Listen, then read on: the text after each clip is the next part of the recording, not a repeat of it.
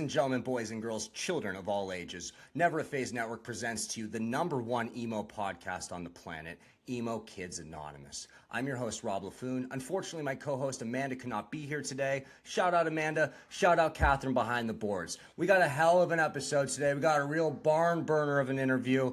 I got Fred from Cute Is What We Aim For here. And he's spilling secrets. He's telling tea. We're talking about everything Cute Is What We Aim For, from the fall of Cute Is What We Aim For to the possible rebirth, everything in between, his recent comments on social media, all that. Great conversation. Honestly, came away from this really liking Fred. We'll get into that in a second. In the meantime, do us a favor, check us out online, okay? All our links are down there. Earlier I said we're the #1 emo podcast on the world.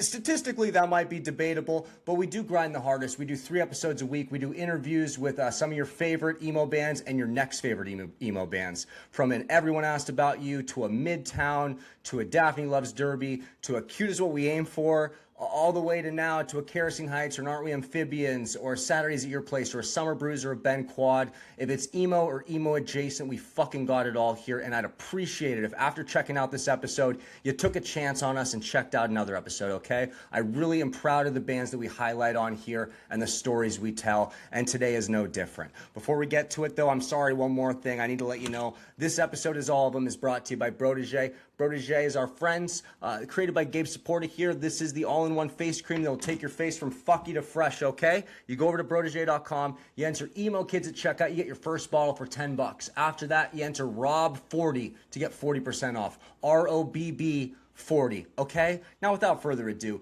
here's my conversation with Fred Cimato from Cute Is What We Aim For. Let's get a little talkative and provocative, okay? Everyone's a letdown, it just depends on how far down they can go.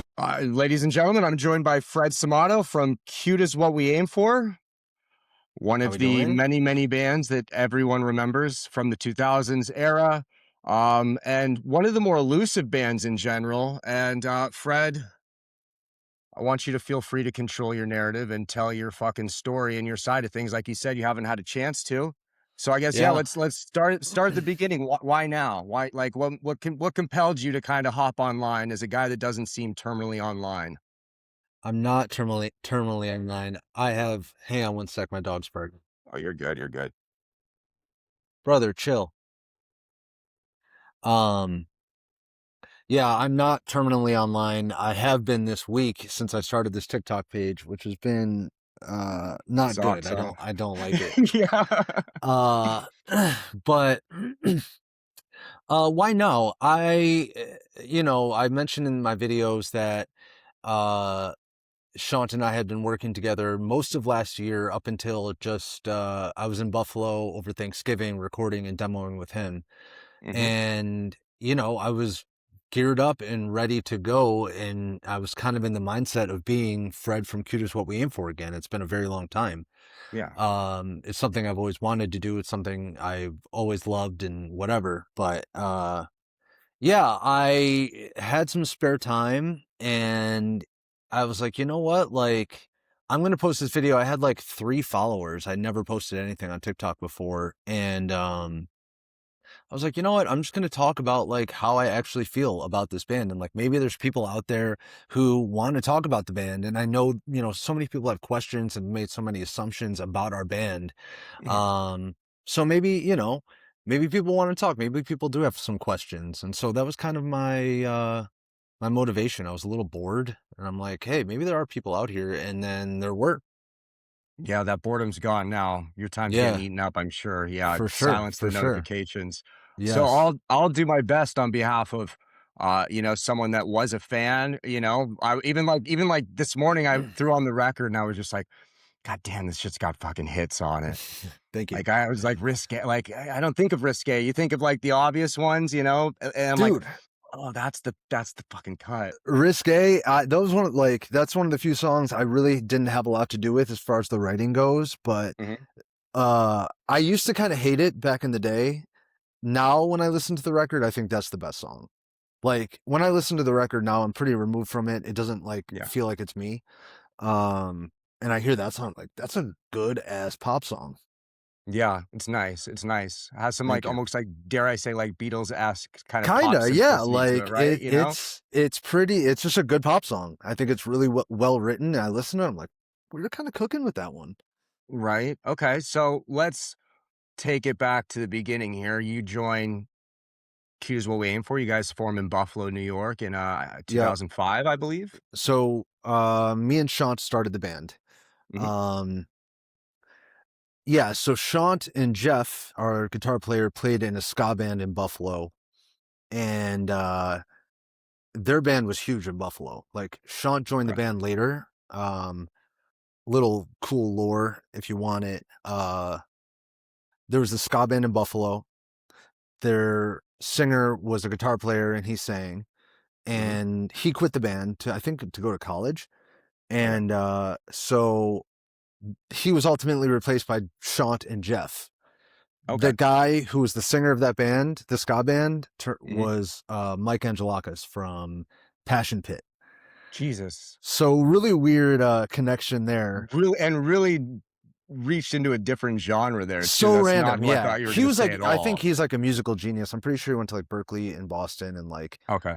he, like I learned how to play Blink-182 songs. Like we're not the same at all. Yeah, Uh, there's levels to this. Yeah, I was on yeah, yeah, yeah, for sure. ultimateguitar.com, brother. Yeah. Yeah, yeah. But yeah, that's so yeah. So Shaant actually got kicked out of that band, Mhm. and right away, like I wanted to play in a band with him. That was kind of a big reason why. Yeah, I wanted to join Cherry Bang. I wanted to be their second Okay. guitar player. Like I wanted to just be in a band with him. I always thought With he was Shaant special. specifically. Yeah, yeah, yeah. What I was it? What was knew, it? Why did Shaant get kicked out of the band, and what was it like about? I mean, because obviously from the outside, like there, seems to be almost like the Kanye West of our scene or something. Like dude. Yeah, very controversial. yeah. Yeah. He's different. He's different. Okay. I think with that band, he he joined later, like I said, and Mhm. once he joined the band, like the band blew up. Like, and he knew it was because of him, and it was because of him. Like back then, if you that record is on Spotify, you want to listen to it. The Cherry Bing one, the band's called Cherry Bing. Cherry Uh, Bang. and I mean, you could just hear right away, like this kid's in high school. He knows nothing about music, but he's just got this insane God-given talent. And he had this aura about him. Like him and I went to the same high school. He was a senior when I was in 10th grade, I think. I think that's right. But yeah, him and I went to the same high school, and like I would just see him, and like he had the hair and like he had the look, and I was like, fuck, that dude's so fucking cool. What Like year is this? Like 04, 05? I think I met Shaant in 04, Okay. 03, maybe, something Okay. like that. The band technically started in December of 04, so right before 2005 started. Okay. Um, Okay. so yeah, so like I wanted to play in a band with him. My dream was to always play in a band to, I wanted to, that's all I ever wanted to do. And I knew if I could hitch my wagon to this dude's, what's that saying? Y- Hitch my wagon. That's yeah. You hitch the Yeah, wagon. Yeah. yes. If I could get I've on been in board that with spot, him, same thing where it's someone's special. It's like, okay, like I gotta get involved in this. yes, yes. And I knew I had something to offer him. It wasn't Yeah. like I just wanted to be a freeloader. Um, and so yeah, he got kicked out of that band. He got kicked out of that band because, like I said, they were blowing up in Buffalo. There'd be 600 kids sold out just to see Yeah. them in Buffalo. And that's insane for a local band. I was gonna say that's Um, very good. and so he knew it was because of him. Everyone knew it was because of him. People adored him. And so they were kind of like, all right, well, Few, like you wouldn't be anything without our band. And he was like, Few, you wouldn't be anything without me. And so the first Cute is What We Aim For song is actually a song called Don't Hesitate to Hate. Mhm. Uh, it's on YouTube, and him and I actually re-recorded it last year, redid it, and it's really sick. I hope the world gets to hear that at some point. But that was the first ever Cute is What We Aim For song. It's just me and him in Shaant's bedroom. It's a garage band demo. It sounds like shit. It is shit. But the lyrics to that song is about him getting kicked out of that band. Okay. And if you listen to the lyrics of that song, it really sums up who he is as an artist and who he is as a person. The whole song is really kind of like a fuck you. Like, I'm going to this place and I don't need you. I don't need anyone else. Like, he says, I run this show. Even though I may not know how, I'm doing it, is what he says in the Okay. song. So the So braggadocio, yeah, that's the first track. He's coming out swinging early. he's coming out swinging. That whole Okay. song is a few to Cherry Bang. And some people I've seen, like, people think that is a Cherry Bang song. It's not. That is the first actual Cute Is What We Aim For song ever. Hell yeah. Okay. So yeah, him and I started the band, and like I said, Jeff played in that ska band, and me and Tom played in another local band. Tom's my cousin, so him and I grew up playing music together. Okay. He's the reason I play guitar at all. And yeah, it was almost instantaneously. We started this band in, like I said, it was like Christmas break, December of 04. And fast forward to summer 2005, John Janick, the head of Fueled by Ramen, comes out to Yeah. our show and rolls up in his Ford Escape, which is funny to think about now. But yeah, he came to our show and liked whatever he saw, Oh, and that and was this kind was of a it. show in Buffalo, right? No, this is our first tour was 6 months after we started. We booked it Okay. ourselves. That's how we met Dave Malillo, who ended up joining our band much Yeah. later. He was on that tour in another band called Rookie of the Year. Yeah. We know Rookie of the Um, Year.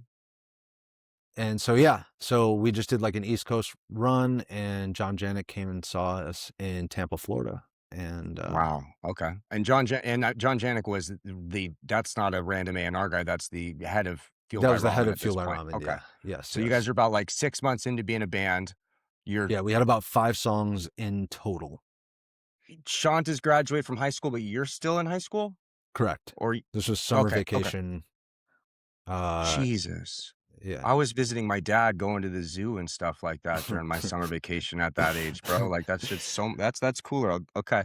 So Yeah. then you Yeah. get he brings you in and you guys get signed by Fueled by Ramen, which is hmm obviously a subdivision of Atlantic. And hmm then you guys go on tour with I believe San Diego Legends, My American Heart, and Paramore. Is that when No, that starts? no. So, I wish. I loved My American Heart. They were one of my favorite bands Okay. ever around that time. But It's funny because, no, like, as a San Diegan, like, that's one of those bands that, like, is like a local are you from San Diego? I grew up back and forth between San Diego and Alberta, Canada. When Oh I first shit! heard your band, it was in Canada, actually. I was just Wow. texting my friend Kayla, like, "Yo, like, you won't believe this. I'm talking to Fred from Key is What We Aim For." Like, I remember when you showed me that shit on a she burnt your shit. She didn't you gotta factor that in too. Damn. But Fuck you, Kayla. yeah. Could Sick. really change things for me. But, like, as Um, a San Diegan, like, yeah, My American Heart was, like, a special band, like, and they were great dude. guys that I know recorded other bands in the area. They were the nicest dudes ever. So that story with My American Heart, like, once we were kind of talking to Fuel Ramen, and maybe we were signed at this point. I can't really remember, but it's like right around the time we were like knew we were going to sign at least. Um, Paramore was on tour with My American Heart. Mhm. Paramore was Okay. opening for My American Heart, and Wild to they think, yeah. they ran through Buffalo, and so I think the label hooked it up so we would play on that show. Oh, okay. So we You were only the played you one were of the those local shows. for it. Yeah, I think so. I think that's how it went down. Okay. But yeah, so we just played that show.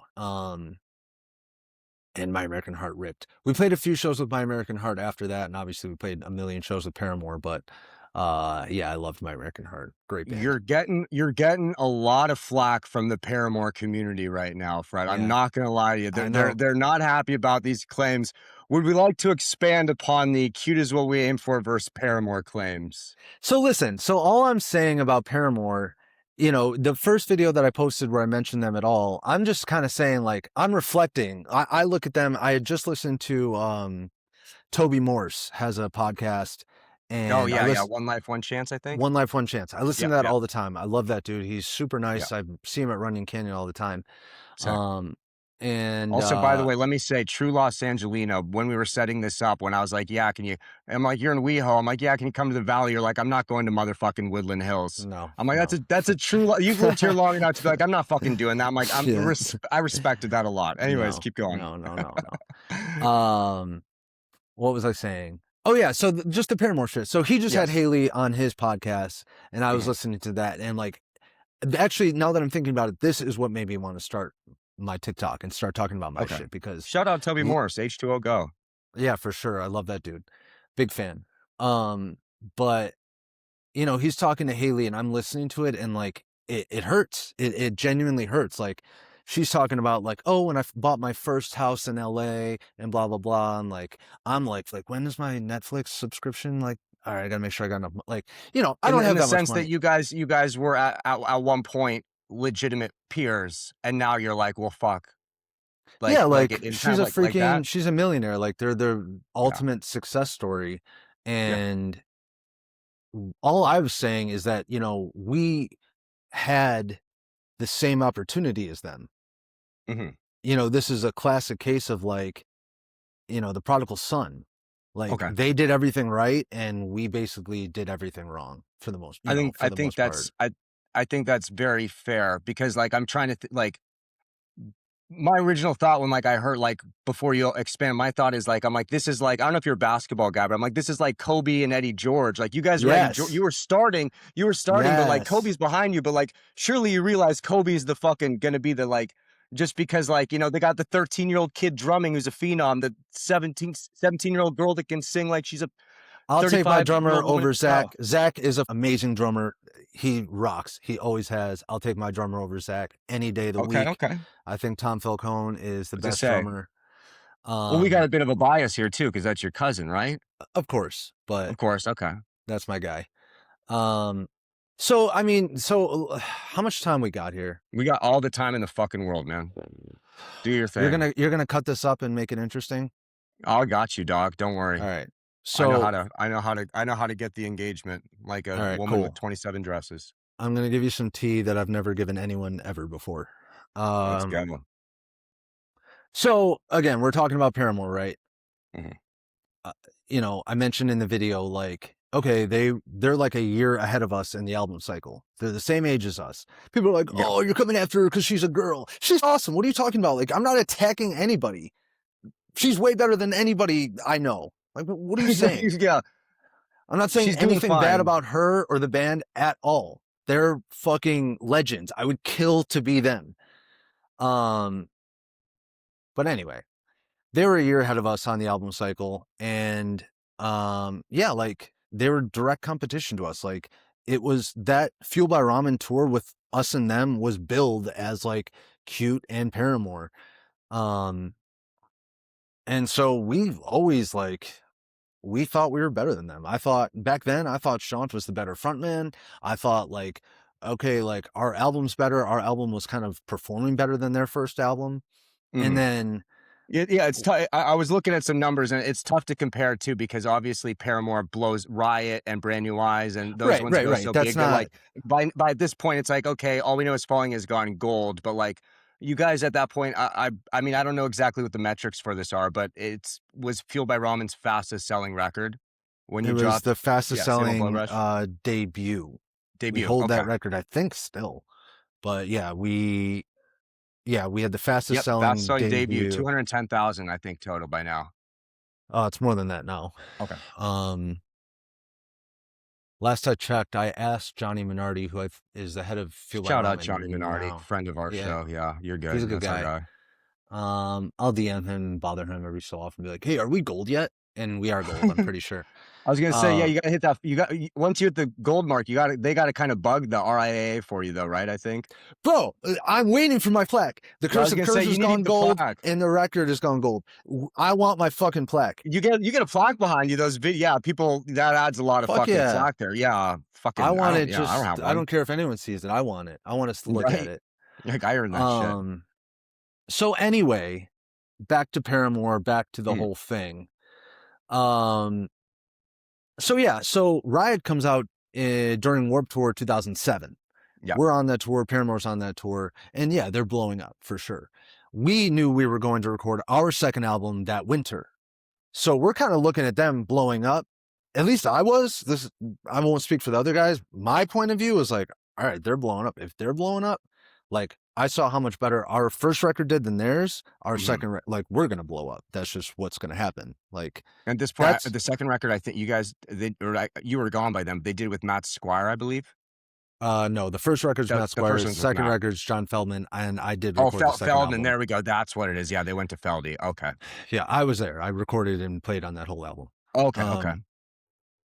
I quit the band right after that album. That's what I'm about to get Mhm. into. Okay. There we go. So yeah, that was kind of my thought. Like, all right, Riot's blowing up. All we need to do is just record our second album, and we're just gonna blow up even bigger because that's Yeah. what we do. Like, that's how my mind thought, because Seemed for logical. so long, for that 2-3 year stretch, like, we couldn't miss. We couldn't do anything wrong, right? Like, everything we did just turned to gold. And so yeah, that was sort of the attitude. Warped Tour, I'm watching Paramore blow up, and I'm thinking, all right, I just haven't had my turn yet. So fast forward to the recording of our second album. This is something I've never told anybody publicly, but we had spoken to John Feldmann, and working with Matt Squire. He did our first album, and working with him was a life-changing experience. He Yeah. was the most amazing guy I've ever met. He was an amazing songwriter, and he taught me how to write songs. Like, now I write songs with other bands and other artists, and like, he taught me how to write a song. It was the ABCs for songwriting. And he was basically a fifth member of our band during the recording and writing of that album. Not a bad guy to have on your corner too. I mean, No. John Feldman too, but both their track records, yeah. Right. So Even by that point. when it comes time for our second album, we have a way bigger budget, we have way more money, and Shaant wanted to go back to Matt Squire. And I violently pushed against it, because my thought process was, if I learned so much from Matt Squire, and he was willing to work on a tiny little budget like that, how much more does John Feldman know when he's way more accomplished at that point anyway? Yeah. Yeah. So like, that was my mindset. I want to go in and I want to like take everything I learned with Matt and bring it to a new producer who's going to like expand on that. And that was the downfall of Cute Is What We Aim For, is John Feldmann. The guy is an amazing songwriter. We spent about a month with him writing songs and demoing songs before we even started recording. And then we recorded the first like 4 or 5 songs. Was this at Feldman's studio out here? Mhm. Or were you okay? Yeah. We In the stayed valley, Woodland. right? Yeah, Yeah, I was gonna say he was the old one was in in Woodland Hills, yeah. he was staying in he lived in like Beverly Hills or Bel Air or something, but we were staying in Woodland Hills. Okay. Shout out Oakwood Apartments. Yeah, the Cokewoods, yeah. I live at the Oakwoods, yeah. Is that where you are right now? Yeah. Damn. Well, it's not Oakwoods anymore. They're Avondales now, but this was the Oakwoods here. And Wow. I lived at the Oakwoods in the one kind of by Universal Studios there, the one that they put like Kurt Cobain and stuff, so he couldn't get like heroin and stuff. Yeah, I lived there for a while too. Yeah. Wow, that's insane. Yeah, we stayed there. Wow. So we record. So the way it worked, we spent about a month demoing with Feldmann, and then it comes time to record, like actually start recording, and he pulls us aside and he says, "I don't want Tom to play drums on the record." I'm like, "What? That's our drummer. Yeah. What are you talking about?" And he's like, "No, I want to bring in a studio drummer." And so right off the bat, I'm like, "Fuck this guy. Like, no. This is our drummer. Like, no, absolutely not. Like, I don't care if you have a better drummer. I don't care at all. Like, the drummer is so important to a band." I think I said to him at the time, like, Ringo Starr wasn't the best drummer in the world, but he's the drummer of the Beatles. He's like, the drummer of the Beatles for a reason. That adds that's the base layer of the fucking the stew you're cooking together, you know? Like, I don't give a fuck if you could get some virtuoso in here to play drums. Like, it's not like we have, I'm a good drummer and Tom's way better than me. Like, No. So Yeah. I'm pushing back. I'm motherfucking Feldman right to his face. He doesn't like me. He doesn't like that, no. Yeah, he told the guys he wanted to punch me in the face. And he was just weird right off the bat. Like, me and Shaant never really got along. You know, I was sort of, Shaant will call me like the director of the band, right? Like, Mhm. I just made shit happen with the music. If Jeff wrote a riff, I would say, all right, play that riff here and you do this and blah, Okay. blah, blah. And like, that's what I bring to the table with this band.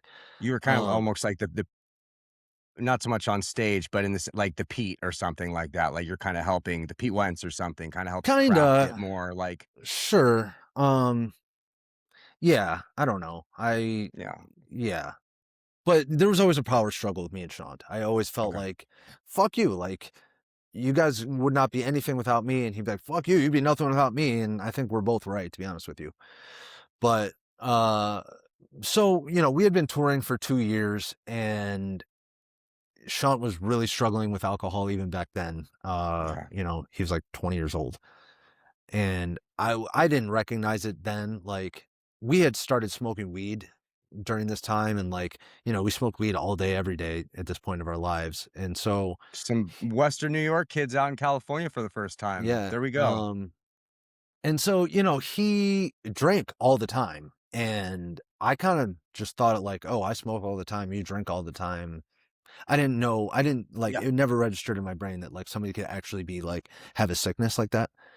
No. um So right off the bat, Feldman was super divisive. He'd be Mhm. like, hey, Shaant and Dave, I want you guys to come over for dinner. I want you guys to come to an AA meeting with me, blah, blah, blah. Or like, you two members. And you like, it was always like, oh, somebody else got invited to do something with John, but he never wanted all of us together. Like, that's weird. We're already super unstable. We're already, you know, paper thin. Like, Plus, there's a level of just natural insecurity that, like, take away the addiction shit. I mean, you're like 18 to 20-year-old children still. Like, for your sure. brains And aren't like, we're developed, and all of a sudden, jaded. you're We've been kind of on famous. tour. Yeah. We've been on tour for 2 years straight. Like, we're burned out and Cabin we're fever not in a great brothers. spot. Like, Yeah. you know, so, so Feldman hits us with that. I don't want Tom to play on the record.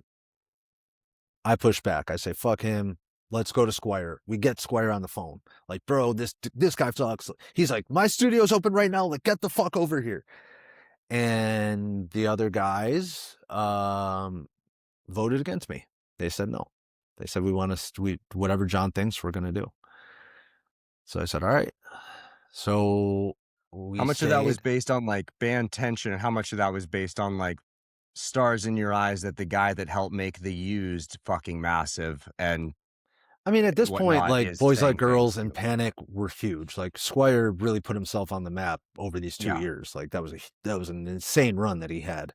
Mhm. Um, so you know, it wasn't like Squire was any sort of slouch, but I think there was part of that, you know, like the stars in their eyes, and I think a lot of it was just pride. I think that if I said, "Hey, I want to do this," at that point in time, like it would be like, "No, I want to do the exact opposite," just because. And that's how we were. Like me and Yeah. Sean laugh about it now, but like I remember him being like, you know, all right, you guys can't be wearing Dickies all the time. Like you can't look like Blink kids. And I'm like, that's all I'm gonna wear. Like fuck you. And you know, like I You look gotta back get on the it now. skinnies. You gotta go the PacSun, yeah. Yeah, and we did eventually, but like it took a second. And looking back on it, I see like, okay, he just had the band's best interest in mind. He was trying to do the right thing, but we were just so immature and so stupid. Mhm. So yeah, so once you know, once we start recording the album, I think we recorded the first 5 songs first. So like Okay. it was like Practice Makes Perfect, Navigate Me, Doctor, and a couple other ones I forget. But we recorded those first, and so he mixed them pretty much right away. So we had mixes of like we knew what the album was going to sound like when we still had like 10 more songs to record. And I heard it and I hated it.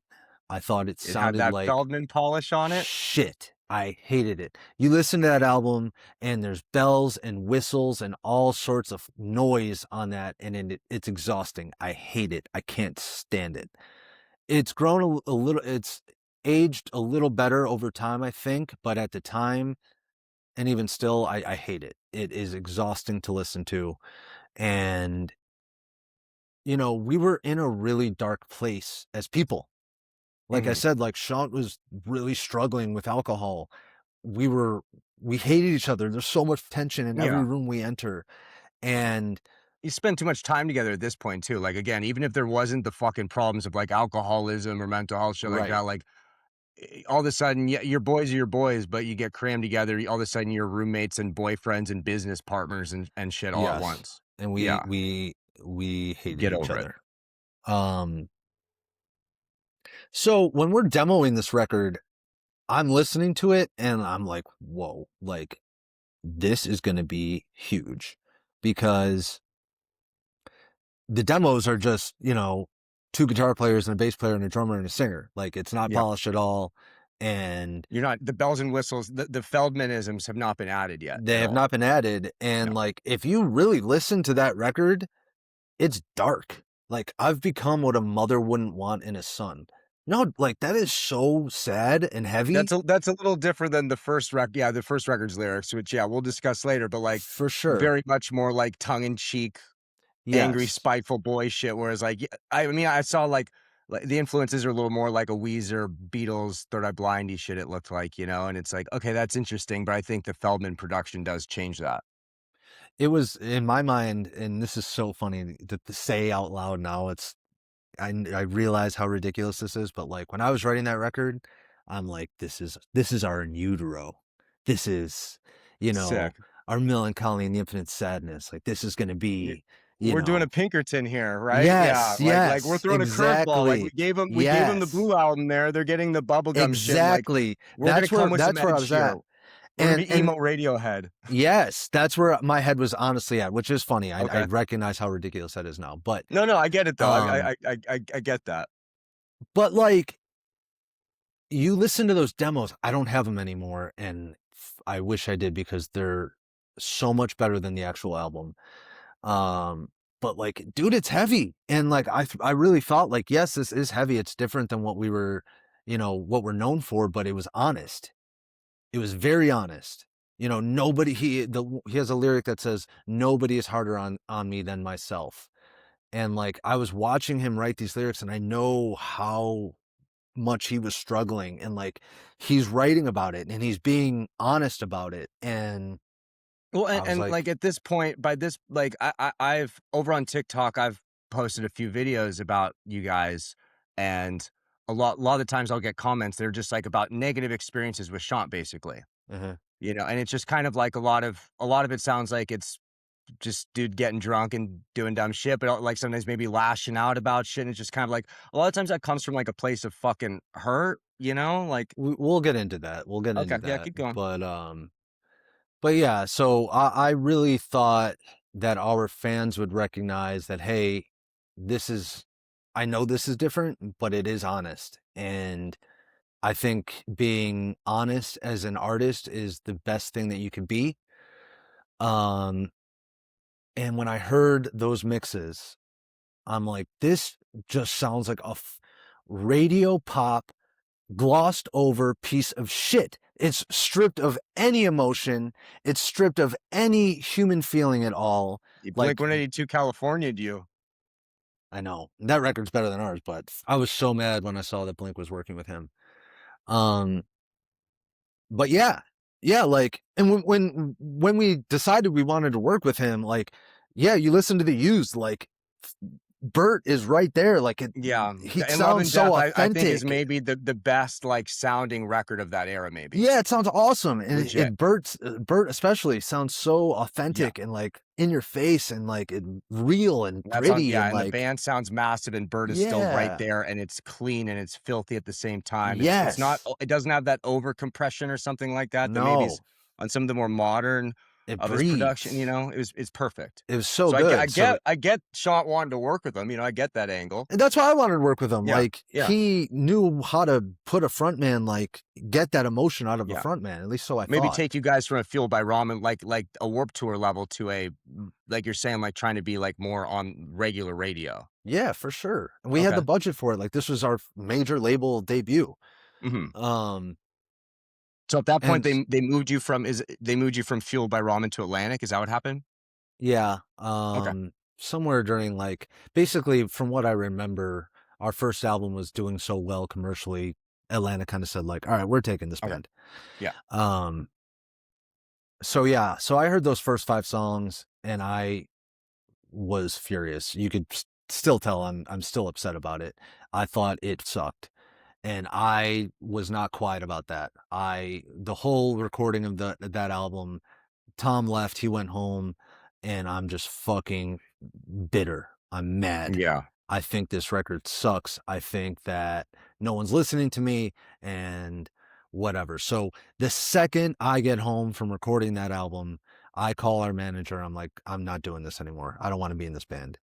And this is, I believe, according to the internet, October 18th, 2006. No, that's another time I was kicked out of the band or quit the band. I can't Okay. remember. Okay. No, because I I've was been saying, in what's and out this, of this 2008, band right? I've been in and out of this band more than anyone else on Yeah, the it's planet. a tough one. It's a tough one to track and follow. You're gonna have, yeah, I'm gonna be off on a couple years on some of them. I I'm know, like, I know. Well, yeah, that's the other thing. Like, I've never talked about this shit, so people are just mhm, like, oh, they don't really know. Nobody yeah. knows I was even involved in Rotation except No, me and the even band. I was like, okay, I was under the impression you left before that No, starts. I play guitar and bass on most of that record. Um, so yeah, I quit the band right after we get home. And so there's like 6 months or whatever between the time I quit the band and before the record comes out. Mhm. And so there's like 6 months there where I'm like, fuck, like I'm going to be Pete Best from the Beatles. I'm going to be Scott Raynor from Blink. Like Yep. this band's about to blow the fuck up. And I'm just going to be the guy who, you know, once was. Um, and so I feel very vindicated because the record flopped and commercially it was a disaster. And Yeah. I warned everybody. I called it. I hated it. It's not a record that I would ever listen to. And it's very bittersweet because yes, I was right. That feels good. However, if I was wrong, I'd probably have a lot more money than I do right now. And yeah, you know, it's tragic. But people, so we'll take this back to Paramore. People are like, "Oh, you Mhm. never had the staying power of Paramore. You're not Paramore." Like easy to say in 2026. And again, I'm not saying anything bad about Paramore at all, ever. They're great. They're amazing. But all I'm saying is like, it wasn't so far out of reach for us to be on that level. I think I think you're I think you're right. You know, like especially like hindsight's 2020, like you're saying. Hindsight's 2020. The money, the record label gave 2007 us is one the thing. record label gave us the exact same. Paramore had the exact same amount of money and resources for Riot as we did Rotation. Which is interesting because like I it's kind of a similar situation there too, where it's, I mean, she's signed to Atlantic, I believe, and then the Mm-hmm. band is signed to Fueled by Ramen, so it's kind of the same. Like you're kind of, it's a balancing act there. So I Mm-hmm. imagine I would have imagined there's a larger push behind Paramore from the beginning, like No, monetarily. no, Okay, shit. no. I saw the big one going around, which I have to say I disagree on if I'm being objective. It Please was like the pressure versus Curse of Curves is like a hydrogen bomb versus Coughing Baby. I went and listened back. I was like, get out of I here. mean, I was like, Curse of Curves kind of bangs. I was like, hindsight, lyrical Again, stuff. One super thing, like, easy to say in 2026. if we're Super comparing, easy. if we're comparing Riot or Brand New Eyes or the self-titled Paramore ones or something Of like that, course, I you can't say might start shit. getting cooked. But I 1v1 rookie years. I won't ever take that battle on, but Yeah, but 1v1 rookie years, I see your fucking argument. thank you. That's I all give I'm you that. saying. That's I all give, I'm yeah, saying. I hear it. I hear it. That's all I'm saying. So, It's a great headline though. It's just like Fred from Cute is What We Aim For says they're better than Paramore. I'm like, there's probably levels to this that we can get into beyond a 1 minute video. So right. Yeah, yeah, and no, keep, that's not what I'm saying. Obviously, they won the war. All I'm saying is that we won a battle. there we go. That's fair. That's all I'm saying. Okay, And that's that's fair. how I think about it anyway, but I'm pretty sure like before Rotation came out, we had sold more records than they did before Riot came out. I think, yeah, because I would say about at some point when Riot comes out, sometime in that fall, late '07 into early '08, Paramore becomes like unavoidable, like MCR Fall Out Boy levels. Like they Oh go yeah, on to yeah. like It top was happening 40. during that Warped Tour. Okay, yeah, like Misery Business is doing fucking numbers, you know? Yeah, for sure. And like I said, I was watching that being like, oh, okay, well, that's what's happening to them. That's what will happen to us. And speaking of like Misery Business, obviously like Haley was like a few years ago, there was a period where she retired that song because like the lyrical content stuff. And I think one of the things that hurts like the argument for Cute is What We Aim For in like hindsight 2026, you know, like the world being different is the lyrical content, which may, you know, by today's standards, like you know, which I mean, a lot of it's par for the course, but Cute is, I mean, Shaant kind of took things to another level at times. He did. And so, again, I'm not going to defend everything that he's done or said. I'm not doing that. No. I will never do that. But a lot of people like to drag him through the mud undeservingly. People do talk about the lyrics a lot. Oh, he's such a misogynist. Do you know that Newport Living is about a guy? No. People are like, oh, every circle of friends is a whore. What a misogynist. Okay, it's about a fucking guy. What you don't know could fill a book. So Incredible. there's a lot of shit that people don't know. And like, dude, he's 18 years old when we made Blood Rush. Like, I promise you, I've known Shaant most of my life. And he is an asshole sometimes for sure. But like, he was never weird with girls. He was never fucking around. Like, I was gonna say like there's and that was one thing I looked for too, like before, just to make sure, like, you know, because like especially in our scene and at that time there was so much issue with bullshit with dudes. Like I see a lot of hate on Shaant having, you know, bullshit opinions or saying stuff that could be construed as offensive or trolling or whatever about rape culture, but like I don't see any like allegations kind of stuff like that. you never To, will. you know, to further your point. You never will.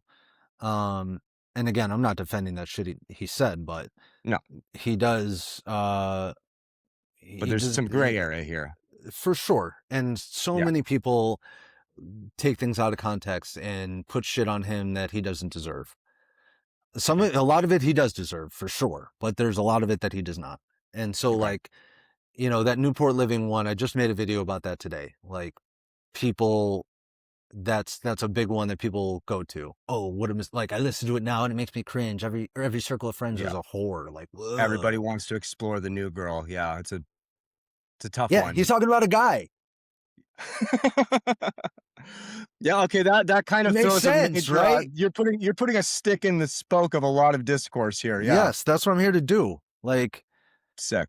so yeah, and again, going back to that record, like, he's 18, and no doubt, like, when he, like, the way he thinks, he would just like look for like cool little hooks. I couldn't tell you. He listened to a lot of hip hop at the time? No, he listened to like a lot of. Because I was gonna say, I feel like there was like slight, because a lot of the braggadocio kind of shit, like to me, reminds me of like in our world, it was like kind of cooler to be like the most uncool motherfucker. Yeah, no, You know, he grew up on, it was like, kind of a little more boastful. He was like, Adam Lazzaro was like his North Star, like when we started, and like in high school, even before the band started, like he wanted to be Adam Lazzaro. And then like even afterwards it was like Say Anything, and then like when Panic came out, like he loved Panic. So like all of it's like super heavily influenced on that. Even like The Groom's Bride is a whore. Like, that's where Shaant's mind, he saw that working, and so like he wanted to like tap into that. I was gonna say, to be fair, by this point, that song had already come out. Yeah, that stuff was already out there. That was the reason we worked with Squire, because they had just recorded that album. I was gonna say, yeah, because that comes out what, fall '05? Something, I think that's like right. That? Yeah. Yeah, so that was like, that record was, I know we heard it before it came out, and like that was like right around when we signed to Fuel by Ramen, or we were talking to them or whatever. But yeah, so and they were the ones that like, hey, Matt Squire just did this album. We think you guys should work with this guy as well. And we listened to that album. And we're like, yeah, cool. I love that band North Star too. He did that album. Wow. Yeah. I didn't realize he did the North Star albums. Maybe the Yeah, best that was emo like my band to come out of favorite. fucking Alabama. Yeah, Yeah. for sure. Them and Hot Rod Circuit, I think. Yeah. Hot Rod Circus from Alabama? Yep. Yep. I remember I smoked opium with them on Warped Tour a couple times. I don't know why that was so accessible and normal at the time. I was gonna say, yeah. Now I think back on This them, is why like, it's what not the a touring festival anymore. Yeah. They were super nice. Though. I loved those guys. I was a really big fan of their band. Like during Warped Tour when we were on tour with them. Okay. But yeah, like a lot of those lyrics are just him trying to be witty for witty's sake. Like I can tell you what some certain lyrics are about, but for the most part, I don't know. I know that he just had a notebook. He still does. He just keeps notebooks of just one-liners, and then he finds ways to piece them together and put them into a song. And so, it's not that deep. I promise you. Like, he's an 18-year-old kid just trying to be cool, like we all were. I was gonna say, and at this point, yeah, by late 2005, Cork Tree and Fever had come out by that point, which already are leaning into this direction. So natural, 18-year-old edgelord boy is thinking like, let me raise the bar a little. Right, exactly. And like, I think he did a pretty good job. It's only more recent that, the shit kind of came out where people are like backstepping on it because they know that they like the album, but now, they're whatever. But anyways, as you were. What was I saying? So just defending, looking back on the lyricism, they're defending that to some degree. Not defending it, but no, I'll defend the lyrics for sure. Expanding on it. I'll definitely defend those lyrics. Like, again, I don't know what most of them even mean. I never did. I never cared. It's funny now, like, him and I re-recorded a couple, like, acoustic versions of those songs. Okay. And this was last year? Mm-hmm. Just even a few months ago. But I would record everything here in LA and I would sing over it just to like give myself a reference. And like I would I'd be looking up the lyrics and I'd be like, oh, that's what he said? Like I'd be singing backup vocals live and I'd be singing the wrong words. That's how little I knew about the lyrics. Yeah. But yeah, he he gets a lot of flack. He brings it on himself a lot, but a lot of it's not. He doesn't deserve a lot of it. Okay. What percentage of that is like trolling, and what percentage of it is like maybe like alcoholism stuff and just like kind of shooting himself in the foot, maybe? So, hang on, give me one sec. Yeah.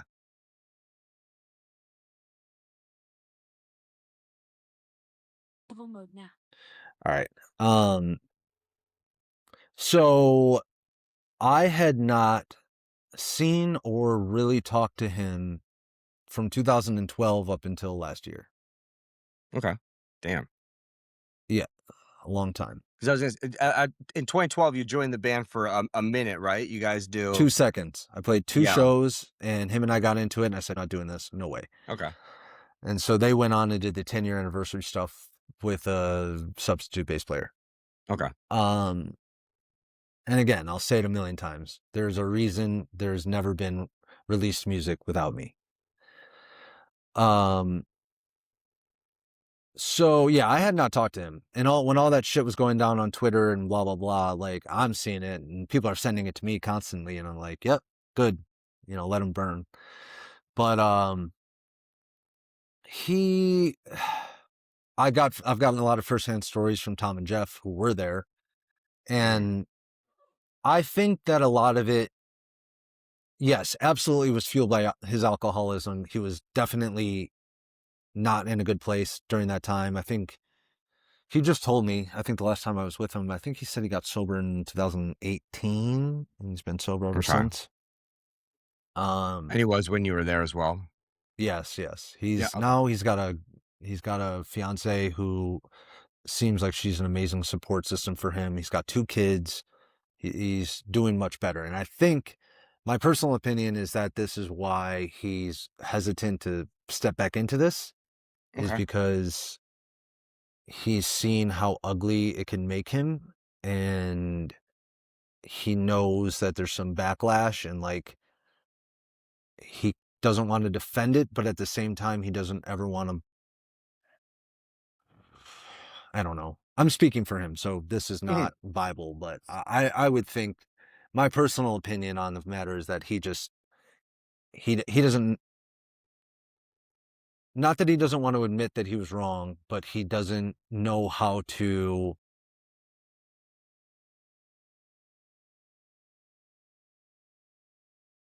Sorry. Oh, you're good. Hey, Chess. I know. I hear it too. I'm sorry. I'm sorry. All right. Anyway, so yeah, I think that there's a reason. I think a big reason why he doesn't want to get back into this now is because he knows he fucked up, and he knows part of doing this again will have to be answering those questions about it, and like he struggles with, he always has to be buttoned up. He always has to Okay. be, fuck. All right. Sorry about that. It's no AC. It's the first hot day of the summer out here. I'm like, fuck, we're cooking. Dude, it's hot, I know. Yeah, right. I'm like, Um, fuck, this is too much. Anyways.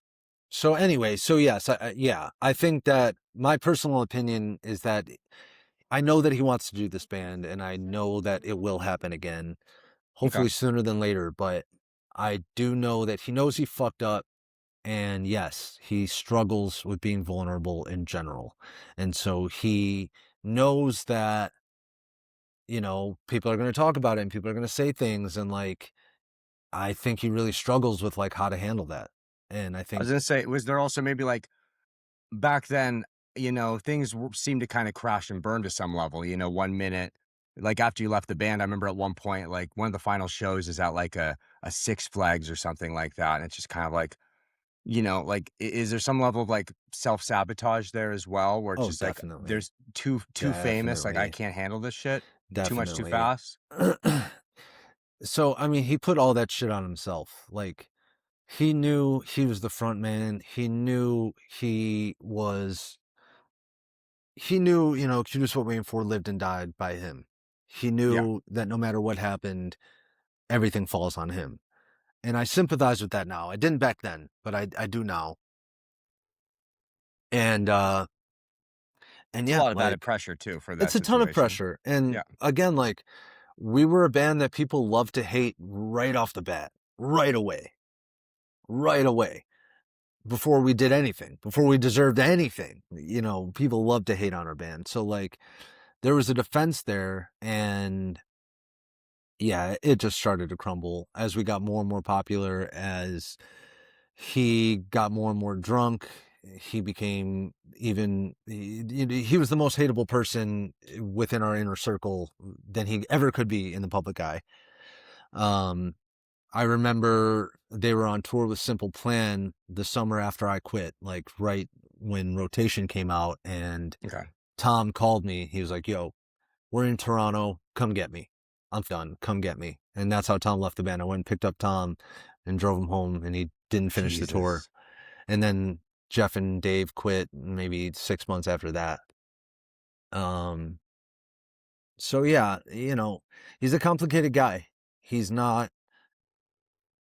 he's not, he's hard to defend sometimes, but you know, I sympathize with him. It'd be hard to be in the situation that he was in, for sure. No, of course.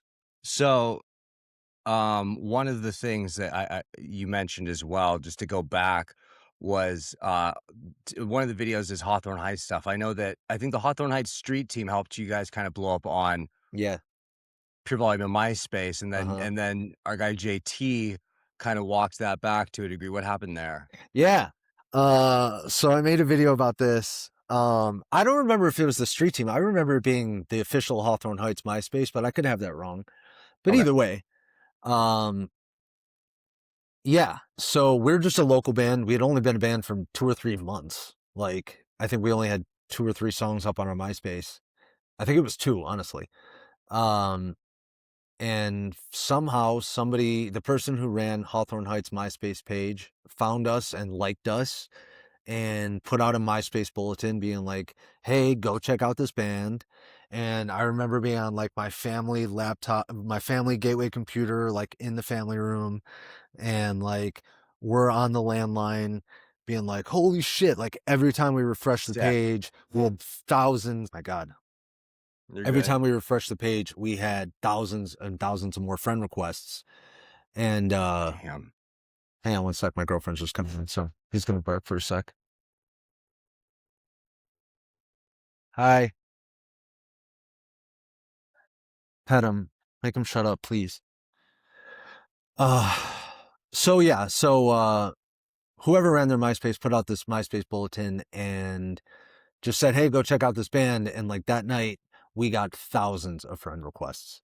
Like, that was like, whoa, like we're famous. Like, every time we refreshed the page, it was thousands and hundreds more people.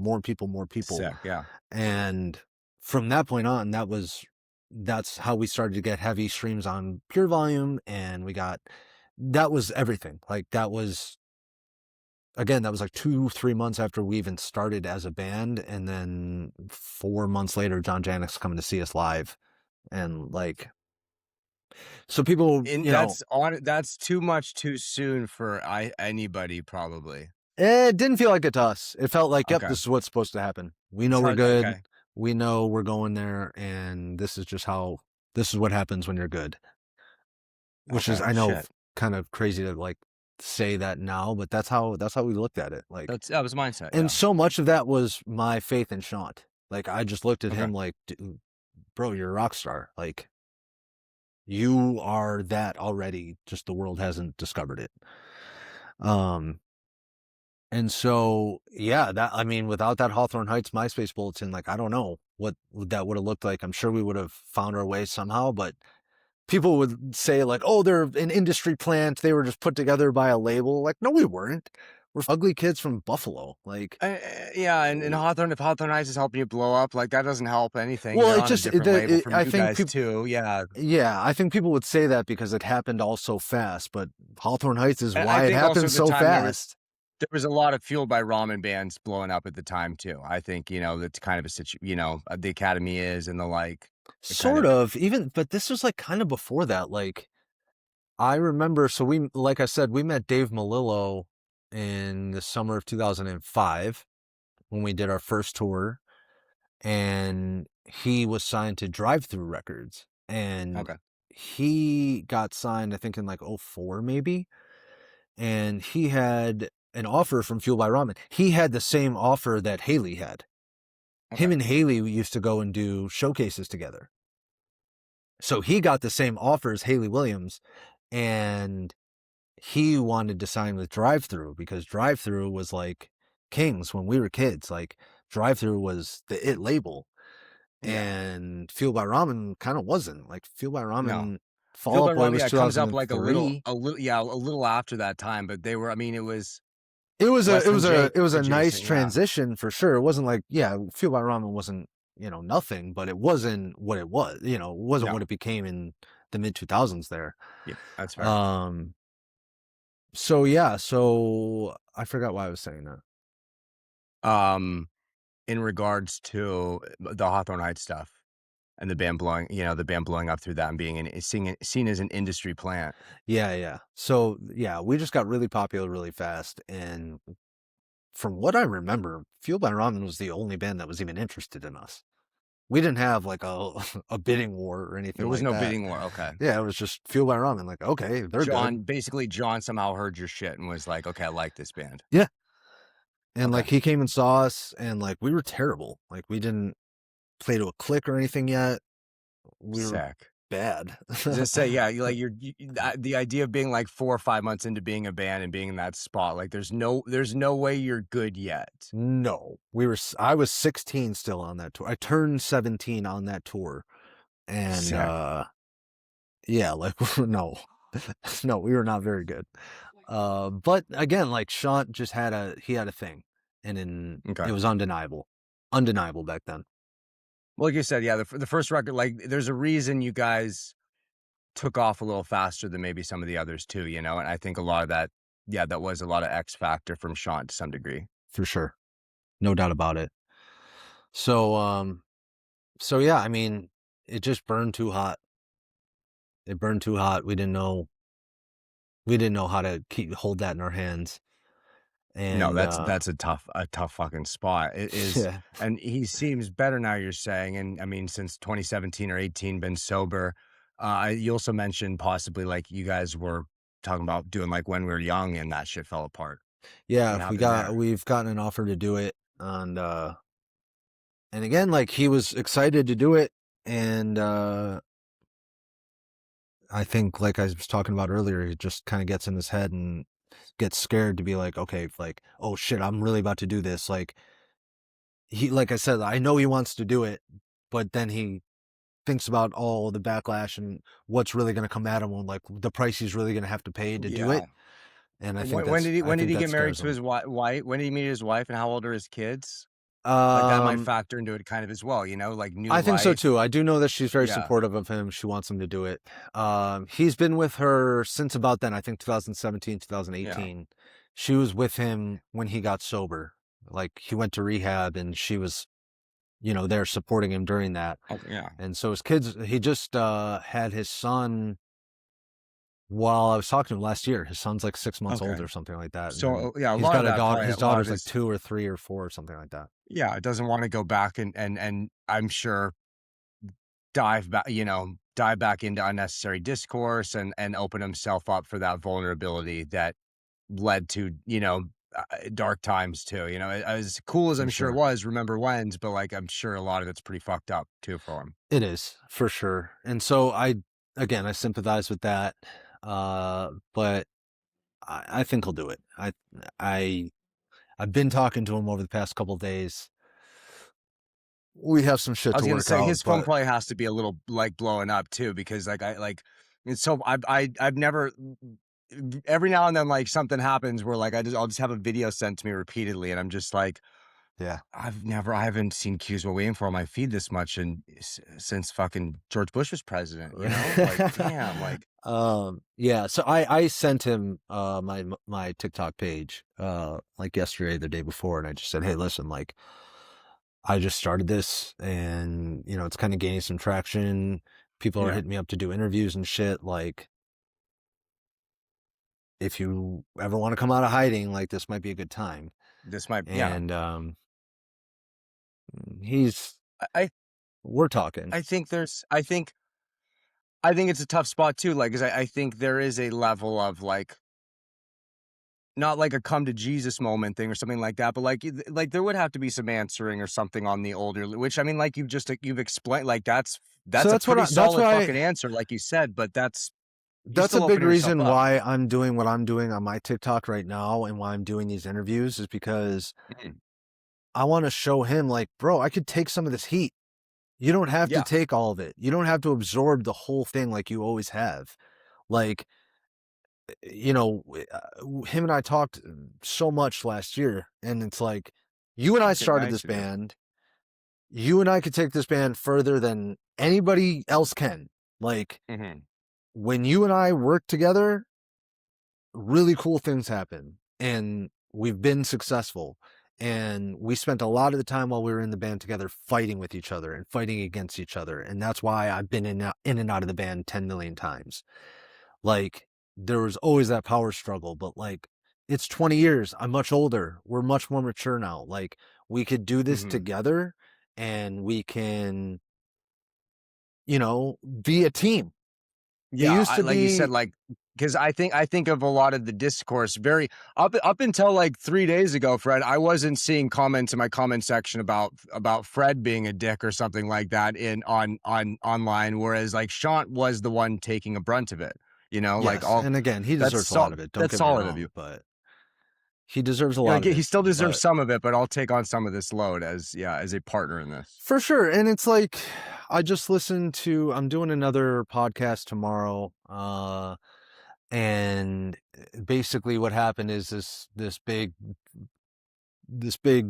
company made a podcast about our album, and the guy who made it hit me up on TikTok and said, yo, we just recorded this podcast about your band. It hasn't even released yet. Like, I'd love to have you come in and like put some color Emo on Night it. guys, probably, right? Yeah. I don't know if I'm allowed to say that yet, but yeah. Yeah, you're good. You're good. Yeah. No, you're good. Boop, boop. Yeah, so I'm going on the podcast with them tomorrow. And so they sent me the podcast that they already recorded, and like they're dragging him. They're dragging him through the mud, and a lot of shit that's not true, and a lot of shit that's just assumptions. And like, I texted Shaant right after I listened to it, and I said, listen, I'm going in there on a war path tomorrow, and I'm going to defend you because I'm protecting the legacy of this band. Like, I Yes. have one great album to hang my hat on, and I wish it was more. I think it should be two. But I know that I got one. It's a shame you don't have those that original rotation. Like I think the that other guys do. I know one of the other guys do. I've asked them to send it to me. someone's got to have that. That's got to be I know somewhere that on they a hard do. drive somewhere. Jeff and Tom are the most annoying people on the planet. I could, if I was like, yo, can you send me this? And like, they definitely have it on their computer. They'd be like, oh yeah, I'll look for it. I gotta find it. I'm like, just do it. Just take 5 minutes. I'll pay you $20. They're just lazy. I love them. Me, Tom, and Jeff have always been cool. Like I said, Tom's my cousin. I was gonna say, yeah. Who's that added thing There's there? never been real beef with us, but yeah, those demos exist. I have my original iPod from back then, and that has those demos on it, but I don't know how to play them. I've like God Googled damn it. I bought like some sort of adapter to like go into a modern computer, but like the computer doesn't recognize it. So if anybody sees this, knows how to get music from an old iPod, please get in touch with me, because I have a lot Scott's of Records. old I know the guy who can possibly help us with this. I'll hit him up after Scott's this. Records. You know that guy? Yeah, Scott's Record. Yeah, yeah, I know that guy. Yeah, yeah. He He's commented like on my one of my older brother that I constantly fuck with. Yes. really. Yeah. He commented on one of my videos, and I used to just see him on my For You page all the time. And like, I don't really like his taste in music at all, but like, I would always watch his videos. I just kind of fuck with him. I like him. Same thing. It's like I respect you. I like messing Yeah. like even recently. I was like I do that out of respect. Like you're an elder in this emo community that I look up to. Yes. You got like the cooler gatekeeper taste. Like yes. I'm just trying to yes. I'm trying to impress you, bro. You're the cool kid here. Yeah, You know, he but is I'll still kinda fuck cool. with you. I do I'll kind of still fuck with you because I'm the baby here. Yeah, I feel the same But way. no, Yeah, that would be yeah, interesting. if you get in touch with him, I'll release those demos. If somebody could do that, I will release those demos for sure, because they're awesome, and I would love the world to hear them. They're really raw, and like I said, like you could really hear like the pain. You could hear like where we're at, and it's authentic. And like, if we had gone with a different producer, I truly believe we would have been a much, much bigger band, and our legacy would be completely different. Because it's like you said, like it was a lot of shooting yourself in the foot. Where like it's hard, it's easy, like I say, getting dragged on on Twitter, but like a lot of these tweets I'm seeing, like I know these are 17-year-olds and 16-year-olds, and like yeah, it's easy to jump on in hindsight, but it's like 2006, like y'all did have a fucking moment there. Yeah, we did. We cannot, you know, We did. cannot And deny again, that's why I'm out here. any of Like, I that. want to protect that legacy. Like, Shaant did a lot of things to fuck it up, and did a lot of things to um paint it in an ugly light. And you know, that's my pride and joy. Like, that record is something Of I'll course. always be proud of for my whole life. And I think it's an amazing record, and I want to be remembered as, at least, you know, we were great when we were great, Yes. and that record's great. And don't put the shit that he said 15 years later and try to say that the record's bad because of that. And I hate that shit. Like, I get it. You don't like the guy, that's fine. I'm not going to fight you on that, but don't try and say that the record's bad because of something he said 15 years later. No, Don't act like you didn't like and it in 2006 because of what he said in 2017 or whatever. yeah, and again, what he's saying in 2017, I think it was, it's a lot of that seems to line up with the timeline of getting sober, which seems to align with me, usually hitting rock bottom right before that kind of thing. For sure. And again, I'm not making any excuses. You No, know, you say dumb shit, you got to live by you it. got to answer for it. You got to take your medicine, but you know, there's always more to the story. What do you first, I think it's cool too that you mentioned, like, if you get the tracks back, like, if you can get them, like, you wanna release them, because 'cause I'm thinking in my head, I'm like, "Oh, like, you get a nice merch package there or something like that," but it's like, that do a lot of goodwill to the fans and the community to be like, you want this to come back, you're taking a lot of this brunt on you.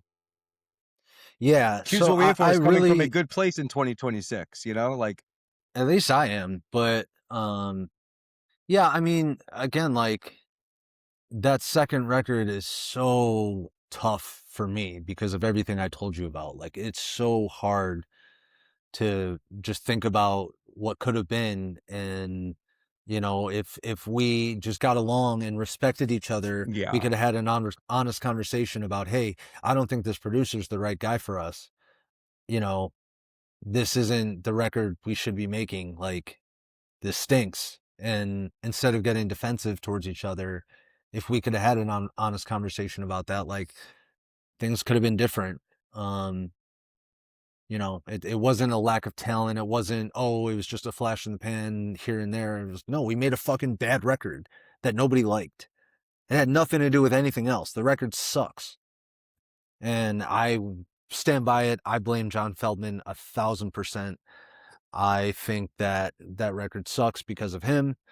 Anything you hear on that record that's not a guitar or a bass or a voice is him adding it on after we left the studio. And So there's a yeah, lot of you it. think they're good songs, like, at the core, like, if you guys had a chance to redo those or we hear the originals, like, you believe in the Yeah, songs, it's just the nobody's listening production to fucked it Practice up. Makes Perfect and being like, "Oh man, that's a sad song. That's deep." No, it sounds like a glossed over, polished as shitty pop Yeah. song. TRL, you got TRL. Yeah, and it's not. I've become what a mother wouldn't want in a son. Like, that is heavy.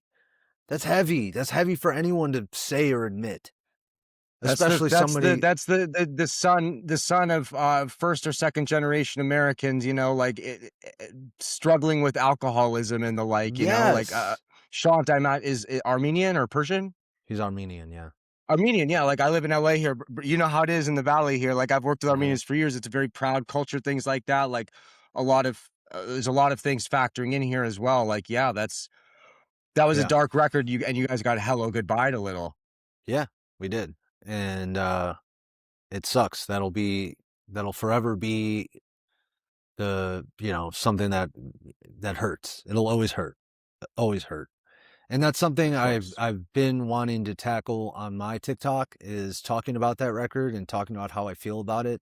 And really, I don't know how to do it. I don't know how to cut that into, short videos that people are interested in, because, it's a long, complicated story, but it's so That's the thing important, and too, is it's like it's something that nobody knows.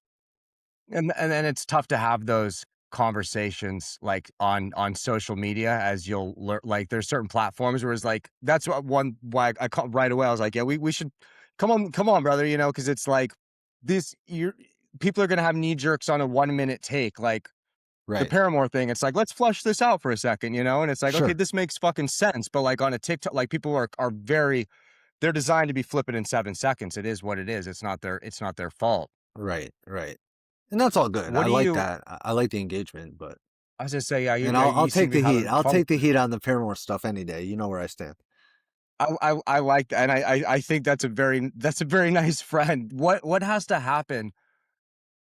I'm sure there's gonna be a lot of people listening that want to see cues. Well, even like in our Discord today, it's like they're like, yeah, like, I don't know about the Paramore thing, but, like, I'm not gonna lie, I'd lose my shit to go see them play that album again. Yeah. So, like, what has to happen? I mean, like, When We Were Young reached out, I'm guessing, like, last year, the year before. It was a couple What do years you ago, think has yeah. to happen in a perfect world for Shaant to wanna do this? And where would you, in a perfect world for you, wanna see this band in 5 years? I whether as mean, a legacy thing or an entity online or a discourse or as an active band? so the last tours that Shaant was doing, without, I wasn't there. Yeah. Um, he sounds like shit.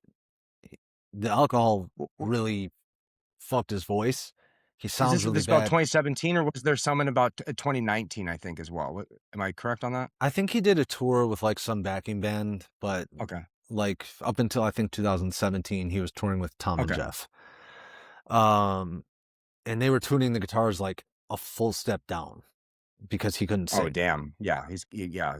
He was shot. And so when him and I started talking again, he was like, he wanted to like write songs and shit. And I'm like, I don't know, bro. Like, let's just play the record. We'll get some auto tune on you live. And like, let's just, there's nothing wrong with being a legacy act, you know?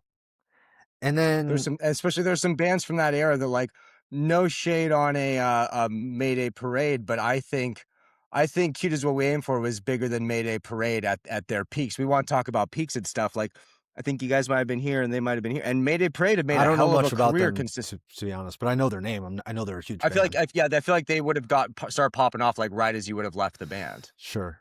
Yeah, that Yeah. checks So out. yeah, but they've and same thing where it's maybe that was like slightly right after my era, but they've seemed to like from a nostalgia angle, like same thing. It's if you guys are doing a 20-date Rush of Blood tour every 2 years or something like that would do well. It's just a matter of Yeah. Sean's going to open So himself up to the public eye in discourse. yeah, and so like I said, like it started obviously we're talking about the 20-year reunion, and then he wanted to start writing songs. He wanted to start right away, and I'm like, I was just kind of doing it to appease him, to be honest with you. Like, all right, like sure, if this makes you happy and this gets us to doing the 20-year tour, like sure. Um, him and I hadn't written a song together since Rotation, and we started writing songs, and it was like,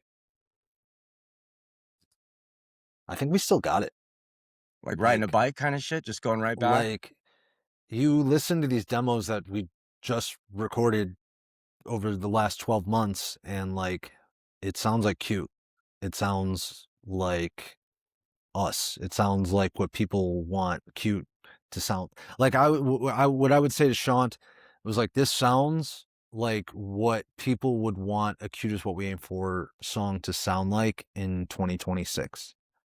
Like there is, I would use the comparison, and no shade to this band at all. This was one of my favorite bands back in the day too, but like I would talk about Finch, Hmm. and like if people were like, "Oh, Finch just put out a new album." It'd be like, "Okay, is it like their second album or is it like their first album?" Like that's a Yeah. big swing. And like this shit sounded like our first album. It's Okay. got that energy. His voice sounds better than it ever did, I think. Like he sounds like I was making fun of him, like, you sound like a 4-year-old kid still. I don't know how that's even possible. Back up, Um, back up. You didn't have to drop the guitars. no, I have a version on my phone. Uh, it's the Curse of Curves acoustic, and it's actually tuned to half step up. Um, Damn. he sounds great. His Dude's getting voice, close to 40 too. That's impressive as fuck. yeah, his voice sounds really good. He really does. He sounds like a kid. People are Um, gonna hear this and they're gonna lose their shit because they're gonna want to hear it. What are the odds that I mean these maybe not the demos, but we get fully fleshed out new recordings or something like that? Like I don't know. That's yeah. something it depends. The ball's sort of in Mhm. his court. I've got these demos, and if this all turns out to be nothing and he doesn't ever want to do it, I will put them out myself. Mm. And if he does, then we'll re-record them. And like I said, one of the songs it's a redone version of that song, "Don't Hesitate to Hate." And I Which just was the first one. yeah, and I just made, I basically made a new song behind it, but it's really cool. I think it's really awesome. I really, really like it. Um, but yeah, like So, I mean, so to get back to your thing, like, what the band could look like now, like, I genuinely believe if we put out the songs that we've written, that anybody who likes our band would like these songs. And I think that, I don't know. I think that it could maybe expand what we were beyond a nostalgic act. But even if not, like, even if we played a couple shows a year, like, I just want to be able to celebrate this album in one way or another because it's insane that it's been 20 years and anybody still cares about it. It's insane that you want to talk to me because Yeah, of it's this no, album. it was blowing up, and like people were excited, and like I honestly anticipate this will be one of our bigger episodes because like people really do miss cute is what we aim for. It was and like people, like I said, like a product of its time has like a negative term to it, but like almost in a good sense where it's like I hear that and it sounds like 2006, and I think to a lot of people 2006 was a lot simpler world, you know? For sure. It's like that's how I feel about 90s music. Like, Yeah. Dookie and Enema of the State and like even Dude Ranch and you name it, Siamese Dream, like those are my favorite albums of all time. And like, Weezer, Blue Album, Pinkerton, like you could Yeah. listen to those albums and it like just takes you back to a more simple time. And, like Saves the Day is one of my favorite bands of all time. And I just went and saw them over the summer. And Oh, nice. they're kind of the same thing. They have two great albums that everybody loves, and that's kind of it. And there's I'm an in reverie truther personally, actually, but yeah, there's but I know, that's a but they wild take. exist. They Yeah. exist. That's out there for sure. That was my entry point too. So there's kind of like that Mm, bias. I heard them for on sure. accident. I was at like a records, like the local radio station was doing like a pop up tent thing. They're Uh-huh. giving away records, and they gave me Rancid, Indestructible, but I already had it. So I Okay. traded with someone else for Saves the Day and Reverie. And I listened to it a few times and I liked it. And then I remember like a year later reading in like alternative press or something that like they were like an emo band or pop punk. I saw Uh, them as like the Strokes, like an indie band. I didn't know. yeah. And then I went and listened to it with new eyes and was like, oh no, this is cool. Like I'm supposed Yeah. to like It's this. all right. I don't hate it, but that's not, if that was the only album they ever That's not what you're had, going for. That's they not what wouldn't have makes the Saves the Day legacy that Saves the they Day. have. Yeah, yeah. For sure. Yeah. But I look at that band and I'm like, he's got two great albums and like that he could live off those albums the rest of his life. Those albums are always going to make new fans. Those albums are always going to be great. They've always been great. And like, there's no shame in that. And that's how I feel about our band. There's no shame. Yes, I have regrets. I think we left so much on the table, but at Yeah. least we did Blood Rush right.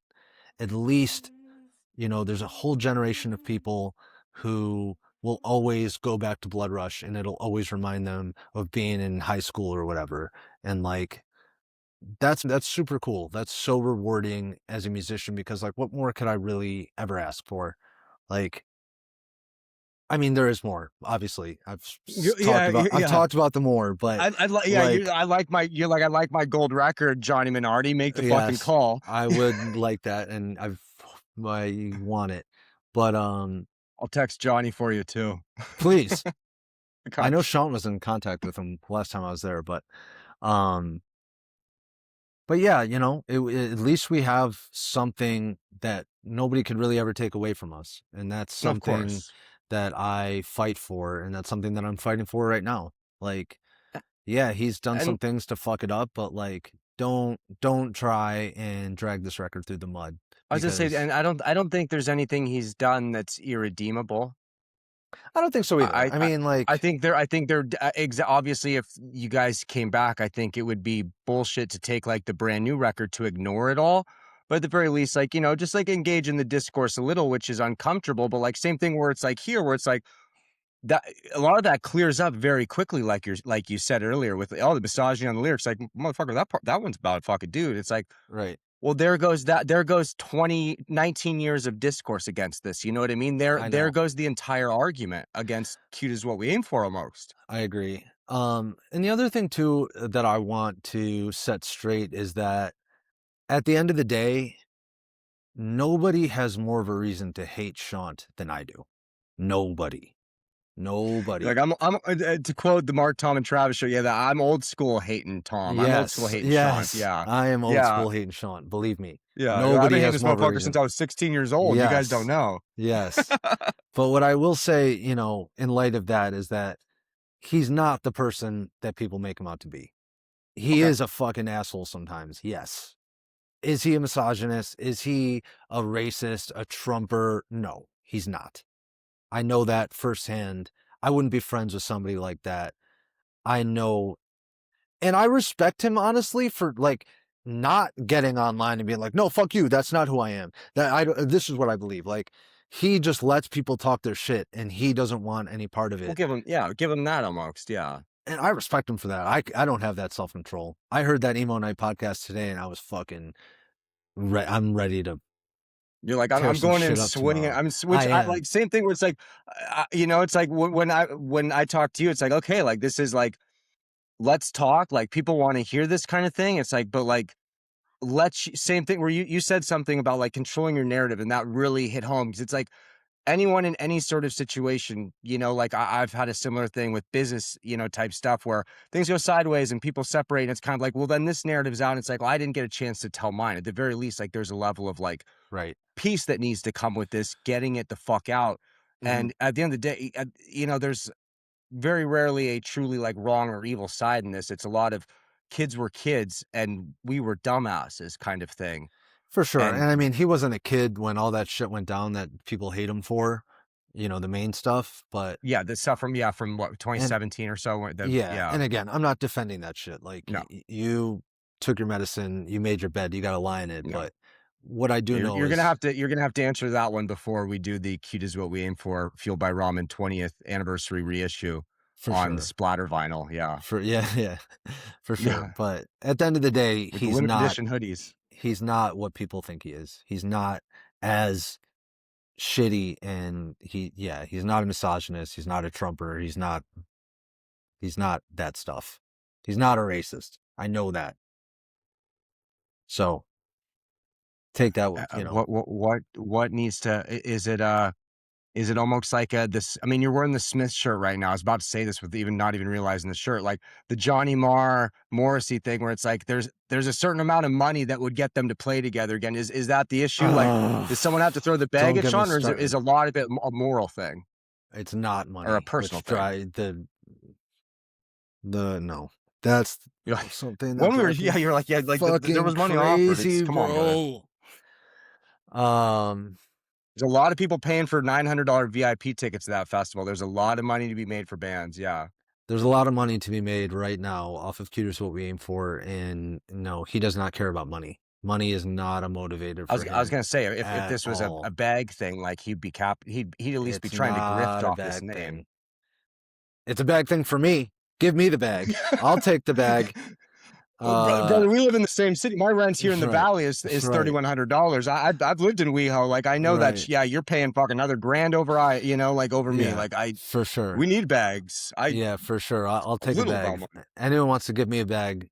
I'm open to switching up on my day ones. Yeah. But yeah, that's not a motivator for him, unfortunately, because that would probably change a lot if it was. Yeah, you'd get something there. Okay. Yeah. So what before we wrap up, is there anything else you want to say, like to clear the air with to fans in general on the spit on the name of Cute Is What We Aim For? Not really. I think I tackled a lot of ground. I just, I appreciate that anybody still cares at all. I appreciate, I think there's always going to be haters, and I welcome the haters, because I always say, like, when our first album came out, I don't know if you remember, like, Absolute Punk. I'm sure you do. Absolutely, yeah. Jason Tate. Jason Tate. I'm pretty sure I'm gonna release this tomorrow. We're gonna get on it quick, and this will be on Chorus FM. I interviewed Jason Tate in like November, and that was like one of our first bigger interviews. And I remember him putting it on I literally did an interview earlier today where it's like I talked where it's like he put it on the site, and it was like that was one of the happiest days of my life, because I played in bands for years. I could never get on Absolute Punk, and it's like my interview with Jason Tate is on here now. Like, and he posts like every other interview we do on there now. I'm like, fuck yeah. All right, I got a funny story about Jason Tate. Yes. So Absolute Punk, this is what I was gonna say. So when our first album came out, people fucking dragged us. People hated us. Like I said, people hated us from the beginning, and we loved it because it was almost like a Donald Trump effect, where like we were so ridiculous. And That's like, so funny you say that. I say that about Brand New now, but I think for a long time you guys did have that fucking Trump yeah, effect where there's no middle ground. It's either nope, which that's something I got from my guy Scott's Records was the Trump on Brand New thing. But it's like you either fucking love this band and you see in your comments now, you'll defend this band to death, or it's like fuck these guys. yes. And so when our first record came out, like Absolute Punk, Jason Tate hated us.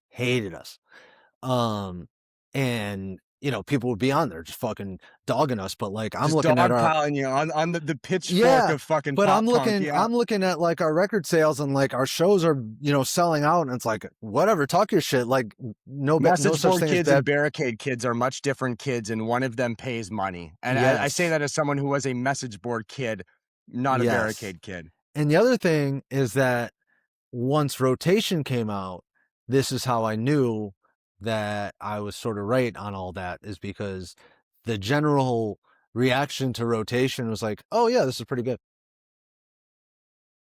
It's fine.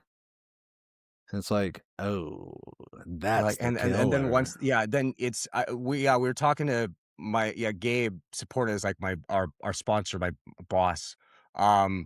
But same thing with Midtown, where he's like, you know, we put out that third record and it was just too different, and it got kind of put to the side, and then it's kind of just like, we're over you, you know? Yeah. Like And that's what happened with Rotation. And again, like from my standpoint, I was out of the band, so it was great to see, because it was, you know, validation that I was right about, you know, the producer and all that. But that's how I knew. It was like, fuck, like that's grim.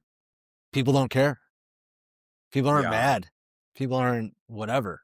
But It anyway, went from being that's when it gets bad. It's one thing if you wanted haters, like the fact that people were the haters hating were great. The talking haters, shit the last couple days, that's a good thing. That tells you that your shit's still relevant, you know? for sure.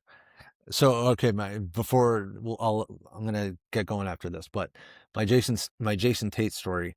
I'm not sure if he even knows this, but you know, he fucking hated our band. He would always talk shit on our band, and I eventually, again, I'm 17 years old. I'd read this shit like, fuck this guy. Like, he's spreading rumors about our band. I'm going to fucking look up Greyhound prices. I'm going to Portland to fight this motherfucker. Fuck this guy. So I send him this nasty email. Nasty as fuck. I'm like, you know, just motherfucking him. You know, just straight up. I don't remember exactly what I said, but like I addressed some rumors. It was super sarcastic, and it was super just fuck you. And so he posts it on Absolute Punk, and our manager, John Janick, everyone's calling like, what the fuck? Like, why did you send him this email? Oh yeah, Jason, so especially again, back then, young Jason was a little messy sometimes. For sure. But you know, he's talking shit, and I'm like, I want to fucking defend myself, like, right?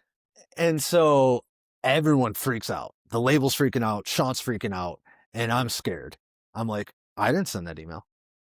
Hey, I'm 17. I'm a high school kid. Like, you know, I never. You can't even access the Gmail on like the high school fucking LAN internet connection thing. Like you had to do it from the family compact. Yeah. Right. Right. Packard. Yeah. So I deny it. I'm like, no, that wasn't me. I don't know what you're talking about. Like, you hit him with the Shaggy defense. Yeah. Obviously it's me. And I think they even like tracked down the IP, and it was like, yeah, this is coming from like wherever we were on tour. Like, I was like, all right, it was me. But he got me in some shit. Or I got myself into some shit because of him. But Jason. Yeah. Fred, I think he's sorry here. Yeah. No, I'm not sorry. I stand by everything I said. That's my only regret, is not standing behind him and being like, yeah, I've sent that email. There we go. Yeah, I'll give you that. You know, you're a fucking ride or die for your guys. I'll give you that. I am, for sure. I'm a cancer. Hell yeah. I fucking respect that. So yeah, I don't hate the guy now. I haven't heard of him since, you know, back then, but yeah, that's my Jason Tate story. So if he sees this, I hope you're doing well. Thanks for the publicity back then. Hi, Jason. Nice to hear from you. I'll send you another playlist soon. Hey, Fred, thanks for joining me. It was an honor. Yeah, Rob, it was And great to meet you, again, man. like as And much as I'm like, diving into Discourse, I'm really thinking, I'm like, 3 days ago, I'm thinking in my head, I'm like, is there a place for cute is what we aim for in 2026 in this nostalgia world, this or that? I'm like, do we need that again? And then I tell you, I put on that record today and I'm like, God damn it. Like, it's a fun listen. there's some undeniable hits on there. Like you said, like you're saying, like, say what you want about Shaant, how he acted, blah, blah, blah. Respect this fucking debut record. Those are your words, but yeah, I agree with you. Beautiful. So, Thank you for joining me, bro, it man. was great to meet you. I'll probably see you tomorrow night.